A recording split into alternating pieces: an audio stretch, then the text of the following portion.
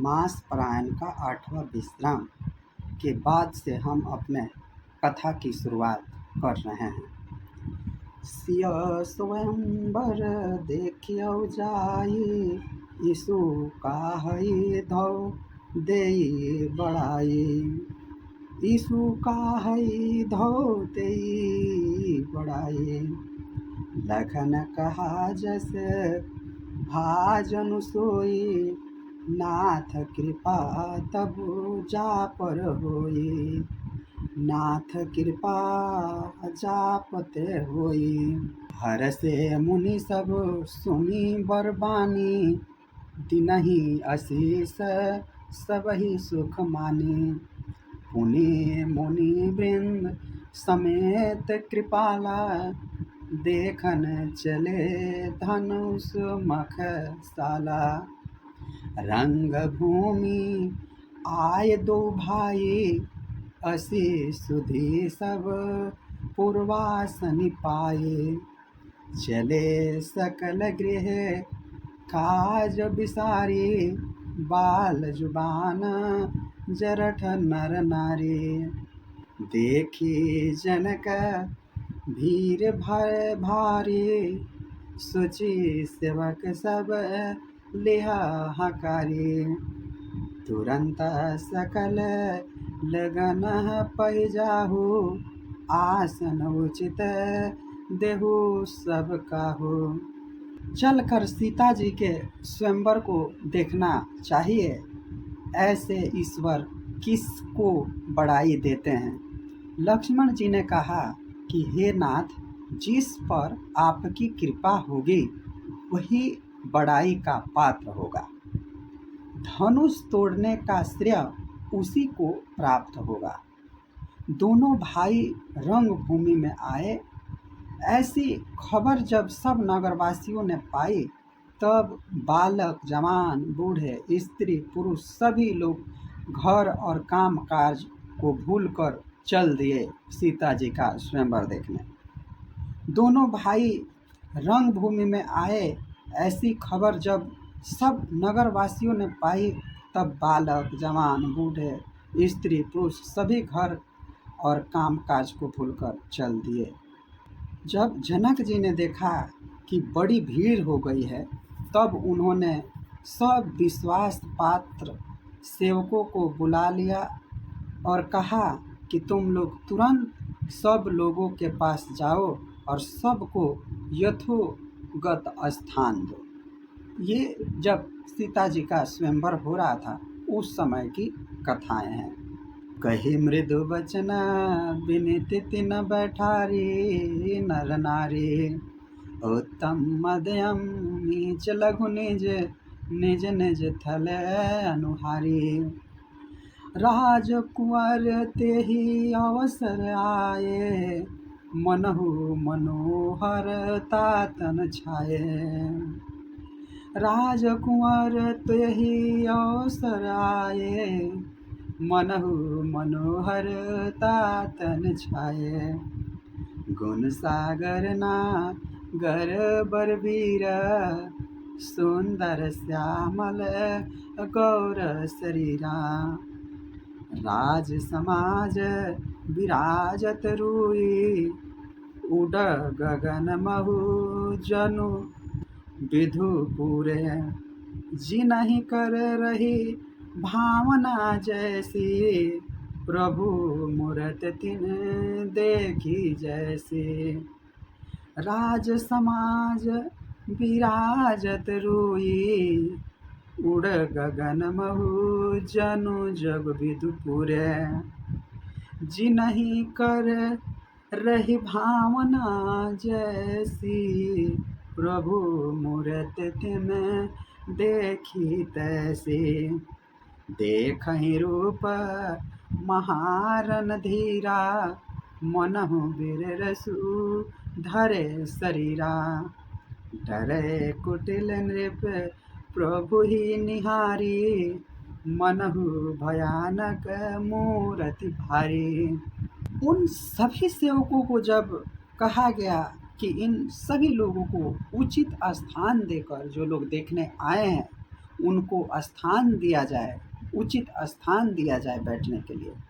उन सेवकों ने कोमल और नरम वचन कहकर उत्तम, मध्यम, नीच और लघु सभी प्रकार के श्रेणी बनाकर स्त्री पुरुष को अपने अपने योग्य स्थान पर बैठने का आग्रह किया।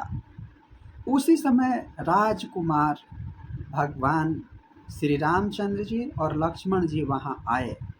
ऐसी सुंदर शरीर को देखकर मानो साक्षात मनोहरता ही उनके शरीर पर छा रही हो। सुंदर, सांवला और गोरा उनका शरीर है। वे गुणों के समुद्र, चतुर और उत्तम वीर हैं। वे राजाओं के समाज में ऐसे सुशोभित हो रहे थे मानो तारागणों के बीच में दो पूर्ण चंद्रमा आ गए हों। जिनकी जैसी भावना थी, प्रभु की मूरत उन्होंने वैसी ही देखी थी। देखहि रूप महारन धीरा, मनहु वीर रसु धरै शरीरा। डरे कुटिल नृप प्रभु ही निहारी, मनहु भयानक मूरति भारी। रहै असुर छल छोनिय बेसा, तिनहि प्रभु प्रगट कल देखा। पूर्वासी नहीं देखे दो भाई, नर भूषण लोचन सुखदाई।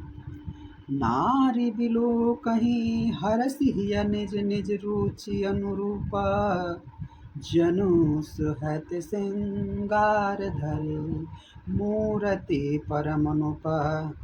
विदूषण प्रभु विराटमय दिशा, बहुमुख कर पग लोचन सीसा। जनक जाति अव लोक ही कैसे, सजन सगे प्रिय लागहि जैसे। संहिता विदेह बिलो कहि रानी, शिशु सम प्रीते न जाति बखानी। जोगिन परम तत्वमय भाषा, शांत सूद सम सहज प्रकाशा।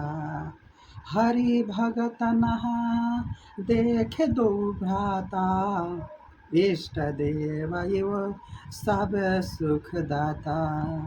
राम ही चितवन भाय जेहि सिया, सो सुनेहु सुख नहीं कथनिया। उर अनुभव तिना कही सक सोऊ, कवन प्रकार कहे कवि कोऊ। यही विधि रहा जाहि जस भाऊ, तेहि तस देखऊ कोसल राऊ। जब भगवान को उनकी सूरत को देखकर सारे लोग मंत्रमुग्ध हो गए। किसी ने किसी रूप में देखा, किसी ने किसी रूप में देखा, किसी ने देखा कि ऐसा लग रहा है प्रभु का स्वरूप कि लग रहा है कि तारों के बीच में स्वयं दो चंद्रमा, पूर्ण चंद्रमा आकर उपस्थित हो गए। ऐसे वर्णन किए। और तभी प्रभु को तुलसीदास जी लिखते हैं कि जाकी रही भावना जैसी, प्रभु मूरत देखी तन जैसी। जो जिस अपने अंतर आत्मा से किसी भी मनुष्य को, जाति को, धर्म को देखते हैं, वो वैसे ही देखेंगे। रही अगर कोई व्यक्ति है किसी के रूप को किसी और रूप में देखता है तो वैसे ही देखेगा, उसका हम चेंज नहीं कर सकते। अगर हम कहें कि चलो किसी एक महात्मन को उठा लेते हैं, तो महात्मन को कई लोग देखेंगे तो कहेंगे, जो उस भक्ति भाव में होगा वो कहेगा कि ये प्रभु संत हैं, ये भगवान है मेरे लिए। और कोई लोग ग्राम के वासी नगरवासी कहेंगे कि अरे ये तो पाखंडी पंडित है, ये जब ना तो भिक्षा मांगता है, जाकर उधर शराब पानी पिएगा, इसको भिक्षा देकर क्या लाभ। ऐसे ही उसका वो भावना है, किसी तीसरे का ये भावना है कि ये कौन काम करता होगा, कौन काम नहीं करता होगा, भगवान की सच्ची भक्ति करता होगा कि नहीं करता होगा, इसको दान दक्षिणा देकर पता नहीं मुझे पुण्य मिलेगा कि नहीं मिलेगा। इस तरह लोग बातें करेंगे। और सनातन धर्म का बेड़ा गर्क इसीलिए हुआ है कि लोग आजकल सन्यासी, तपस्वी, ब्राह्मण, वो अपने से जो धर्म का प्रचार कर रहा है उसको अज्ञानी मानकर किसी राजनीतिक पार्टी का बताकर उसको प्रताड़ना करते हैं, ऐसी चीज़ें करते हैं। तो ये रही अपनी अपनी भावना की चीज़ें।